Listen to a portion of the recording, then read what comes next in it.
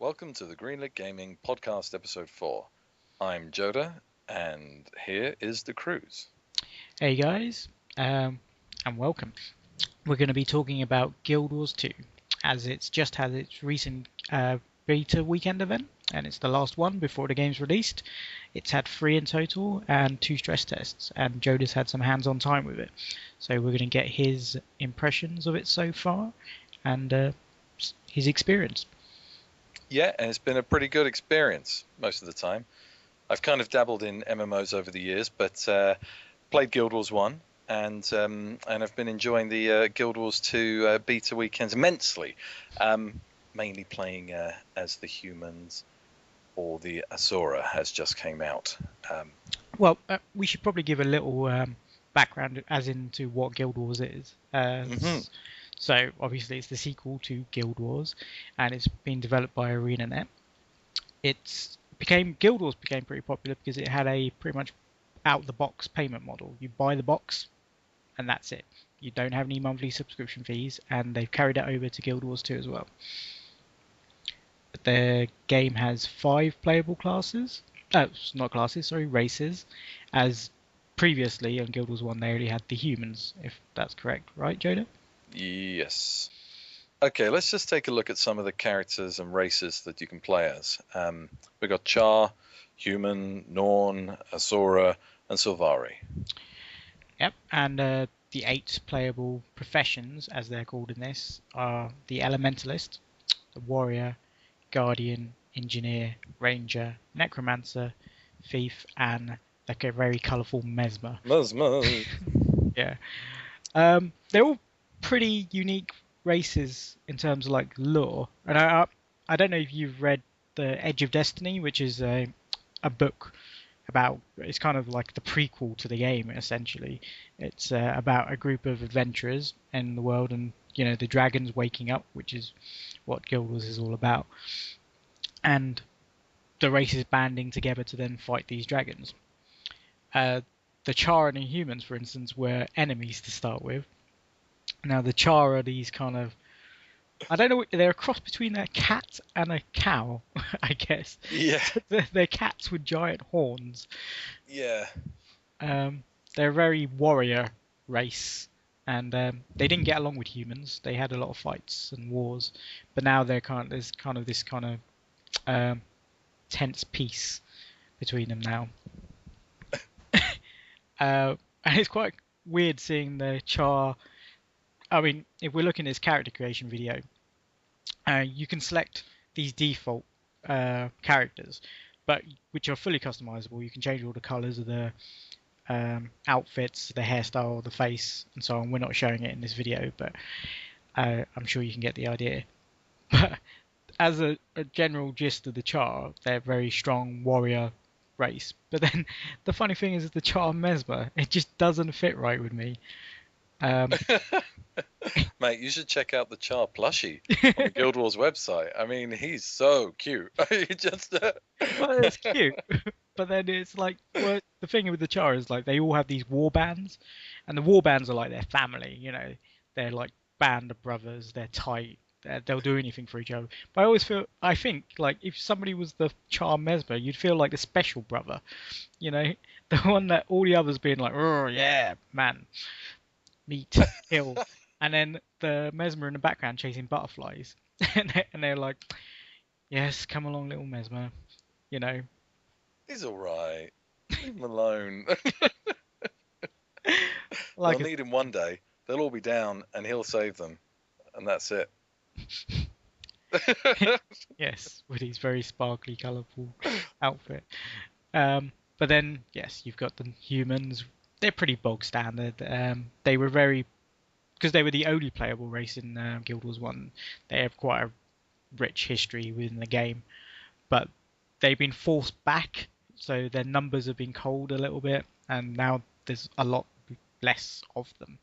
And now they're in kind of like select areas of the of Tyria, as the world of Guild Wars is.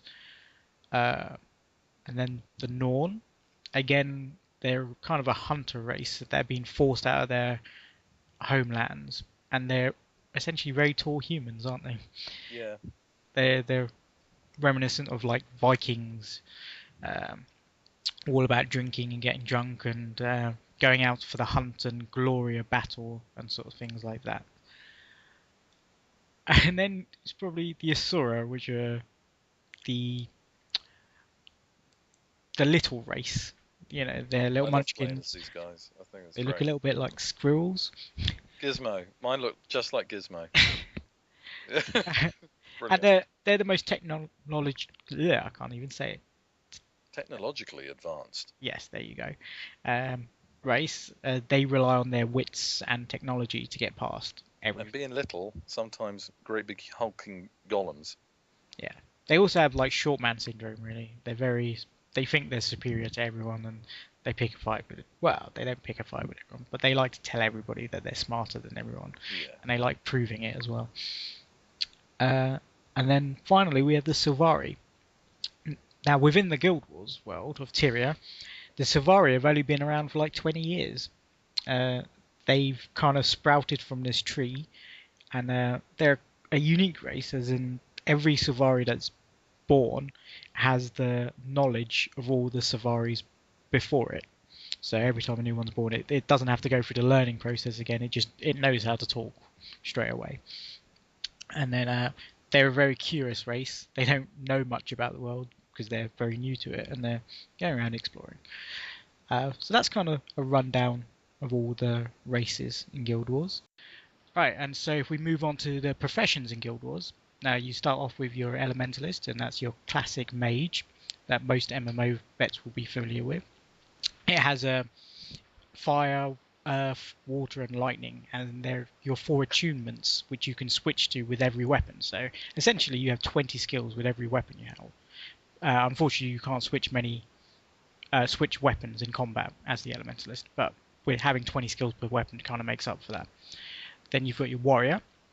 It's mainly melee focused, but it is able to use ranged weapons. In fact, it's able to use most of the weapons available in your game.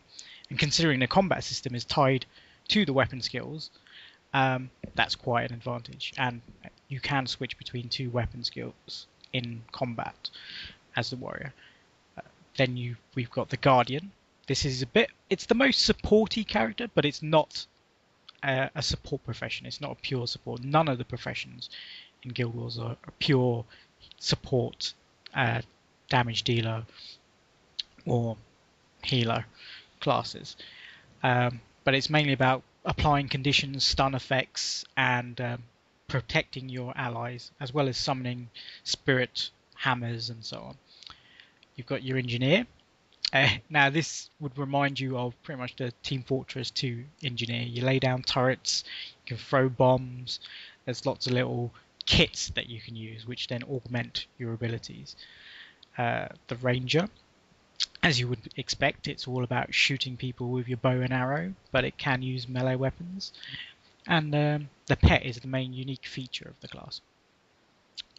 Moving on, we've got the Necromancer. That's, as you'd expect as well, summoning lots of undead creatures to fight for you.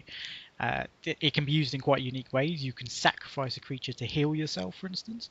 There's even a creature that you can put out there and teleport to its location as a way to get around the map. The Thief, lots of stealth, DPS killing, as you'd expect from most Thief classes. And the uniquest profession would be the Mesmer. It's a bit of a tricky class. It can lay down teleporting portals for your party. It summons clones and phantasms, which you can dance around and confuse your opponents with. And it's very sparkly and pink, as you'll see in the character creation.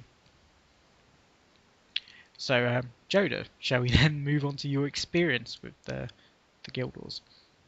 Yes, I played in the last 2 betas. The first one playing as the human thief, and it's pretty cool. Got to experience the amazing graphics and the wonderful, beautiful music, and some of the first sort of story at the beginning of the story arc. You know, the game's kind of going for this personal quest kind of feel, and it's been a long time since I've played an MMO quite thoroughly, but so I've heard it's about it's personal quest stuff, it's kind of a bit like the Dragon Age, like origin stories, isn't it? Like you set up where you come from, like a It rich does. It sets it up street. precisely through the character creation. It'll ask you a series of questions, and it'll begin to get an idea of kind of where you want to go, where it should mold the story, perhaps. And the cutscenes can sort of dynamically update with how your character looks and what his background, his or her background, may be, and then sets you off on that quest. And I guess there'll be plenty more plot points to come, which are unique to how you've crafted your character from the off. Yeah, so it plays really nicely in that regard, and then you're off into the big bad world to do all of your many wonderful little adventures, and that's when I kind of got exposed to these very dynamic area-based missions, which you sort of stumble into. There's a nearby character is highlighted.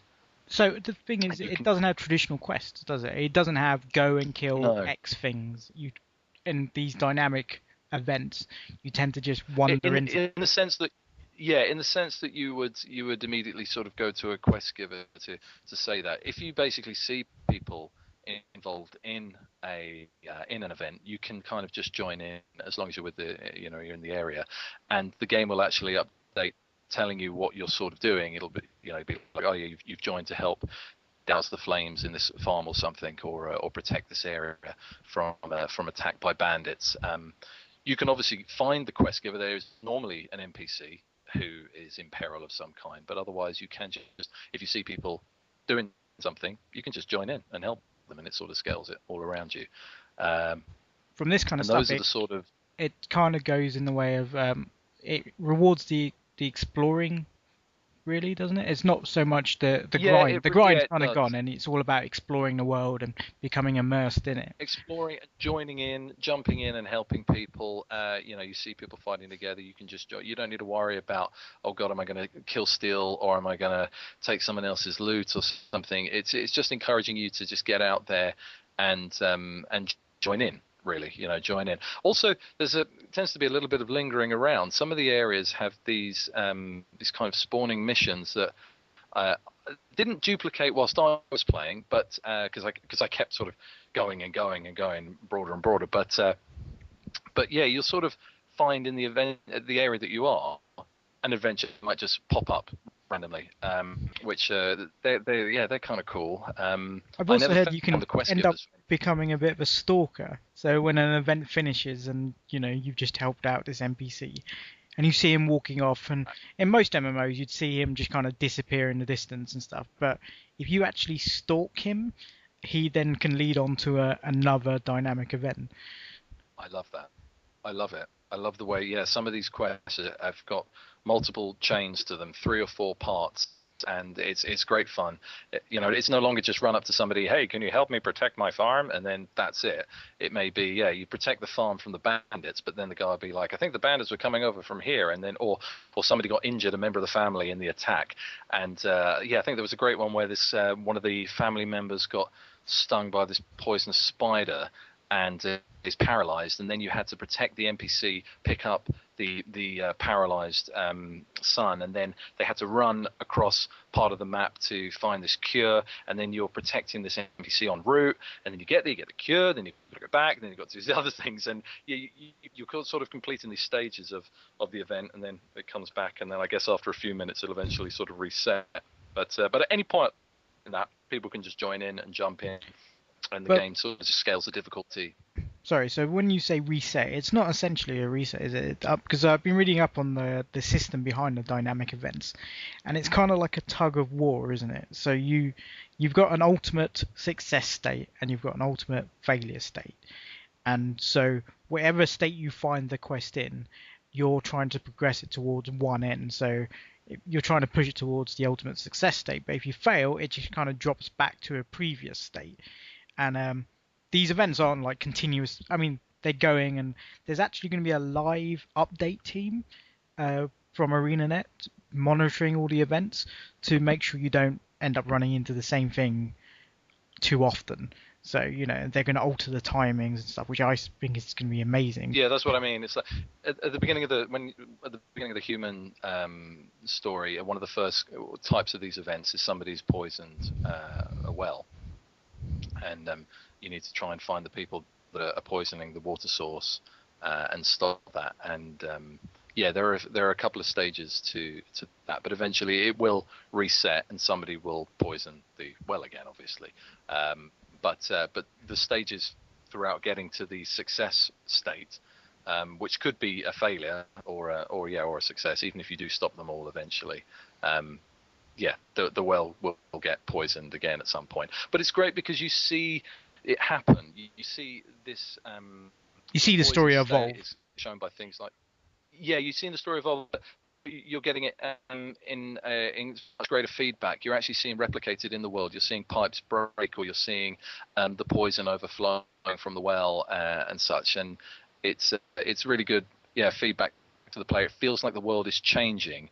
That mission may take you half an hour to an hour to complete, and in doing so, you actually see physical changes in the world take place, which is nice. And yes, they probably will reset at some point, but it looks. But great. Hopefully, you haven't great. stuck And around done it in such a way that it. For that to happen. Well, that bit's at the starting area of the game. So you probably may encounter the well getting poisoned a few times. The thing was on the beta they played, they had actually sped up the timing of the event. Oh yeah, definitely. So, yeah, no, that's very, very true. Yeah, no, that is a good point. They were trying to expose as many people as possible to all these events. But let's move on to the newest, the recent beta event, because they've added in a few new features, haven't they, into the game. The vistas being one of them. Do you want to tell us a little bit about them? Yeah, I managed to find a couple of those. It works in a similar sort of way to Assassin's Creed. If you're a fan of those games, you'll certainly enjoy jumping around the different environments that they've got. They encourage you, once again, to go out of your way to find lots of strange little routes to the tops of the buildings that you might be at. And there's kind of at the moment, there's like a floating map sort of icon. Stand under it. Same thing as Assassin's Creed. Activate it, and the game kind of pulls out, pans round, and you get to view a small area of the map in all its beauty. And it does look really, really nice, the game. And this sort of helps show off some of those areas. I was playing in the Azora starting area, and all their funky geometric cube-like buildings and glowing crystals. It all looks great. Yeah, that's cool. Do you get any also actually when I gameplay-wise from looking at these vistas? Yeah, you get rewarded with some nice XP and a couple more points in some bits. That's all. I really like, again, how that feedback works as well. It's all animated so well. You get to see when you're getting lots of XP or lots of new quests and stuff. So it looks really good. Yeah. I remember you telling me how you absolutely loved how the Azora animated. Can you tell us about all the little details and quirks that you enjoyed so much? It's so freaking cute. I love it. I basically my character's running around a bit like Gizmo, and the characterization, the differences between playing as the Azora compared to something like the humans. The humans are very sort of stiff and noble in their characterizing. They'll run around and they shall protect you and they shall defend you. But the Azora are just so comical. It's wonderful, and it's really reflected brilliantly. You jump, you run, he'll stumble and fall, as you strafe really, really quickly to the left, you sort of, strafe and sprint and then suddenly stop, and he'll tip on like the toe that he was going, no, and it's just brilliant. I love it. It looks so great, and he's got big floppy ears. It's wonderful as well. So you've pretty much switched from wanting to be a human thief to being an Azora. I wanted to be a thief. That's right. This is it. I was so ingrained in becoming a human thief. Ever since I played the Thief games, I'm basically thief in every single game. I'm going to Garrett. Has the name Garrett been taken? Oh God. But now I just want to be this Azora engineer. It's just so awesome. I just love it. It's great big doughy eyes and the comical nature of them. Even the conversations you have and how they're so stuck up and self-righteous and annoying, but they're great fun. In the quest, you just meet such fun, interesting characters there as well. The humans' conversations basically go like, We are being attacked at the gate. You must go down and defend. It's like, I shall do my duty to defend the gate. Whereas the Azor are like, oh my god, the gate's being attacked. What the hell are we going to do? And it's those idiots down at the gate. They never listen. They've got to put the crystals in the right way. It's that kind of thing. And it's just a bit more lighthearted, and it's, good fun. I like it. Can you? It's nice contrast between the two. Yeah. Would you? Yeah. So you mentioned the humans, like the poisoning the well, as one of the first quests you find coming out of the human area. What would be one of the first quests you get coming out of the Asura?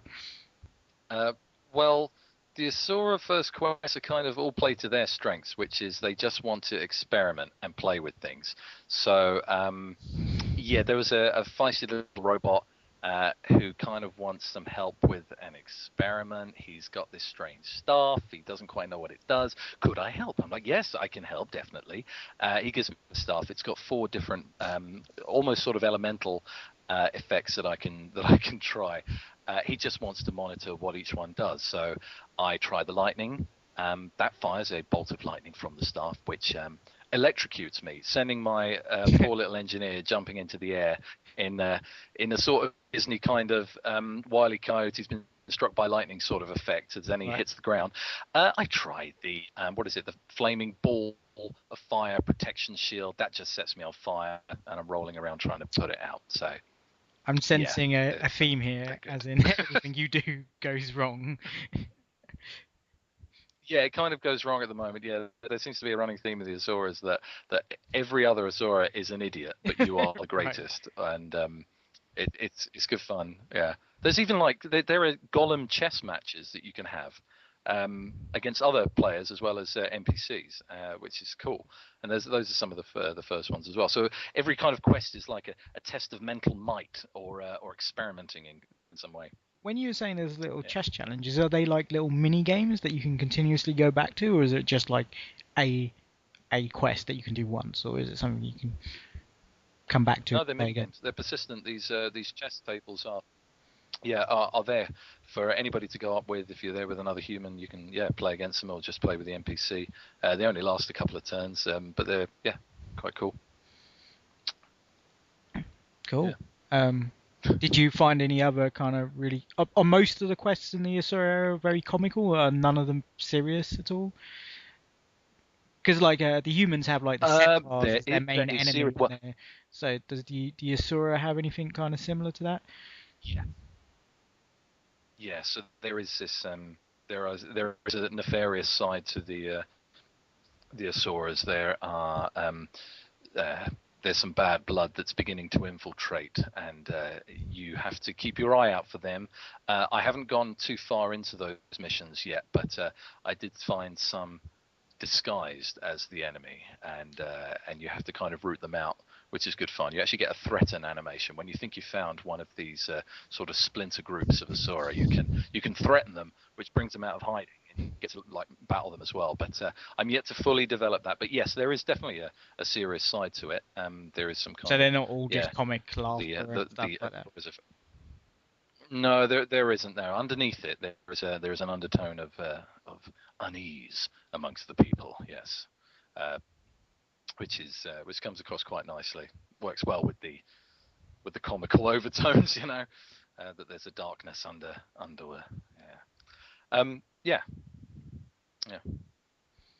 Now, I'm sorry, I'm just going to pepper you with questions here, but you also took part in several dynamic events and stuff, and these dynamic events scale depending on how many people are in them.